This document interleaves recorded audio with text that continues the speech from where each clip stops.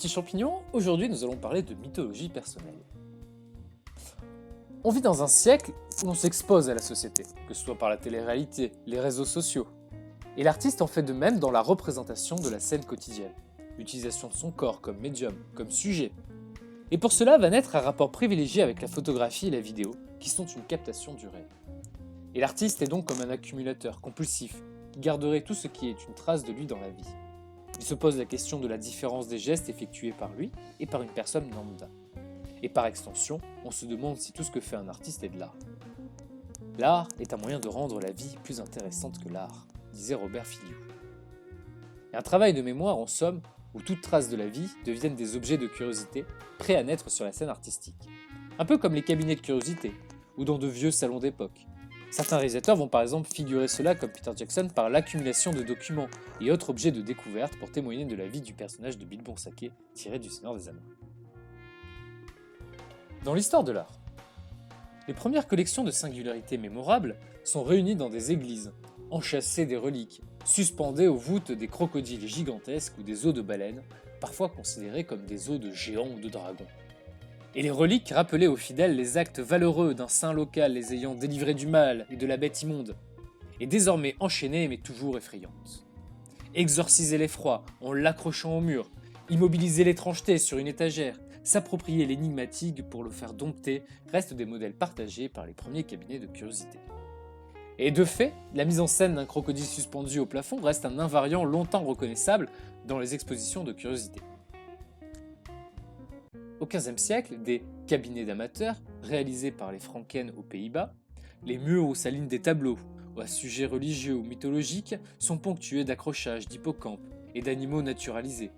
Les tables croulent sous les globes terrestres, les monnaies antiques, bijoux, statuettes ou coquillages, tandis que de nobles visiteurs achètent peut-être des objets ou échangent des propos savants.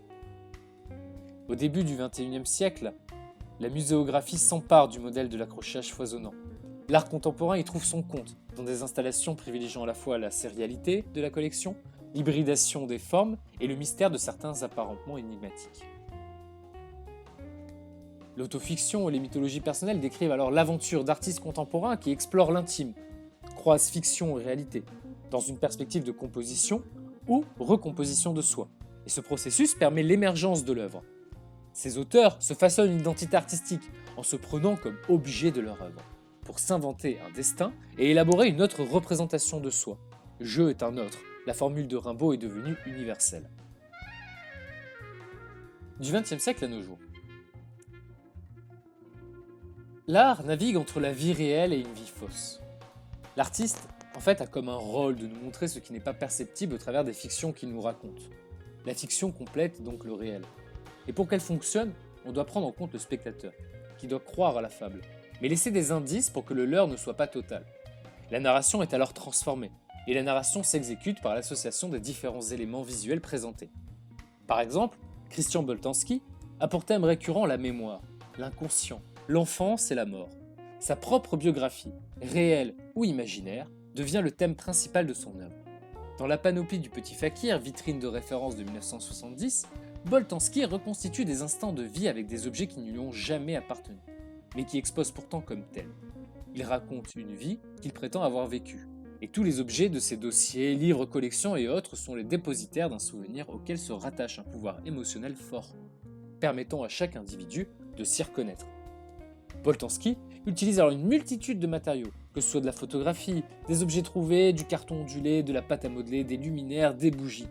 Ces objets, matériaux et images sont mis en scène, non seulement dans l'espace, mais également dans le temps, puisque chaque objet nous remémore un passé réel ou fictif, collectif ou personnel. Le dispositif de présentation, c'est donc la présentation ici sous vitrine des objets de Boltanski, qui est une volonté de l'artiste. Il s'inspire des présentations des collections ethnographiques ou archéologiques conservées dans les musées. Il nous dit que le musée de l'homme a eu pour moi une très grande importance.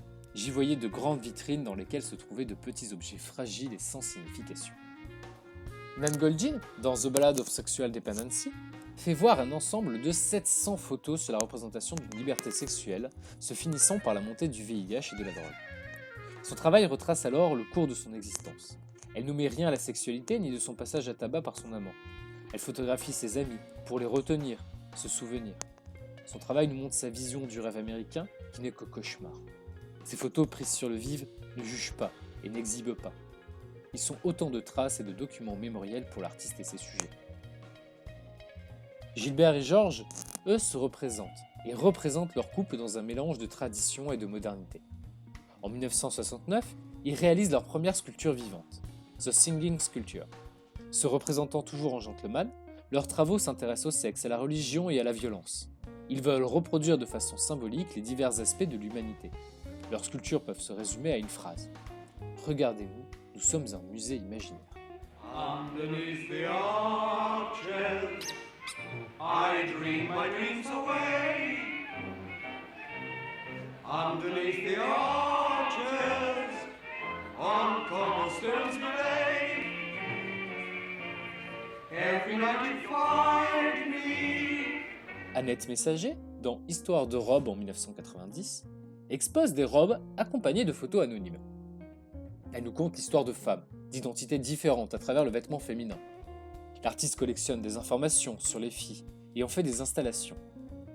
Elle brode des poèmes misogynes, les teintant ainsi d'ironie. Elle expose dans son travail l'autre versant de la féminité, fait de violence et de colère face aux stéréotypes, et pour faire de sa fausse autobiographie un portrait collectif des femmes. Sarkis, lui, dans L'ange qui écoute l'Otario de Noël de J.S. Bach en 1992, nous avons un ange qui tente de faire entrer la bande magnétique d'une cassette dans une caisse en bois en forme de cercueil. Cette musique que l'on n'entendra plus deviendra un objet matériel. Sarkis, c'est un artiste collectionneur qui met en scène les objets de différentes cultures selon un rituel qui lui est propre. Il les nomme Kirskars, qui signifie trésor de guerre. Toujours agencé selon un jeu de néons et de miroirs, il symbolise pour lui l'énergie de la souffrance humaine et les fait devenir art comme un acte salutaire. Sophie Calle, dans Le régime chromatique en 1997, inspirée par le personnage de Maria dans le roman Léviathan de Paul Auster, mêle la réalité et la fiction en se soumettant au rituel de ce personnage. Elle mange chaque jour un menu en fonction de sa couleur et poussera l'expérience plus loin en servant le menu complet à ses amis. Et on ne connaît jamais la véracité de ses écrits. Empreint d'une réalité, grâce aux photos, nous restons sur une impression étrange. Jean Le Gac, dans Story Art en 1986, c'est une œuvre composée d'un dessin de style académique. Il l'envisage comme une installation, de par le vidéoprojecteur et le texte placé comme un sous-titre. Sa peinture est à voir comme un storyboard où il met en scène les aventures vécues par son double. Charles Stephen crée lui un univers fantastique, peuplé de créatures qui semblent à première vue issues d'un autre monde, issues de son imagination. L'imagination fait figure de métaphore, créant ici des hybrides entre l'humain et l'animal et le végétal. Mais son univers imaginaire s'inspire directement de son quotidien. Des passages à la banque, la vue de ses voisins, son jardin, sa rue, sa famille, jusqu'à sa chambre. Le travail de fiction et l'imagination est ici une façon pour l'auteur de comprendre sa propre histoire. Il crée donc une mythologie personnelle afin d'avoir les outils nécessaires qui lui permettront d'avoir une meilleure connaissance de lui. Anna Opperman fait une recherche constante d'un équilibre, avec à chaque exposition une reconstitution approximative. Le travail est par essence ici inachevé. Le corpus de documents augmente en fonction d'un élargissement des centres d'intérêt ou d'associations d'idées. L'œuvre se développe à partir d'un angle de la salle d'exposition, par un déploiement au sol et par les deux murs adjacents. Comme une plante, l'artiste installe ses éléments à partir d'un cœur qui se développe de manière ouverte. Il y a une logique propre qui tend vers une totalité, un univers.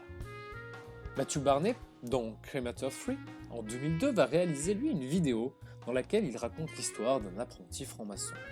Dans cette vidéo, faite d'une succession d'images complexes en lien entre elles, mais qui nous parle, l'artiste joue le rôle du personnage principal, une histoire d'ascension, descente, d'apprentissage et d'initiation.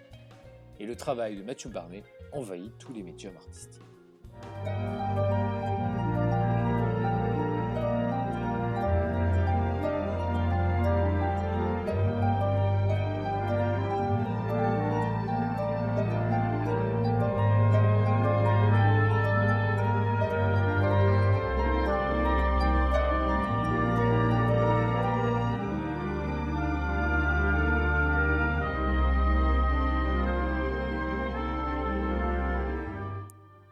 Merci d'avoir suivi cette vidéo.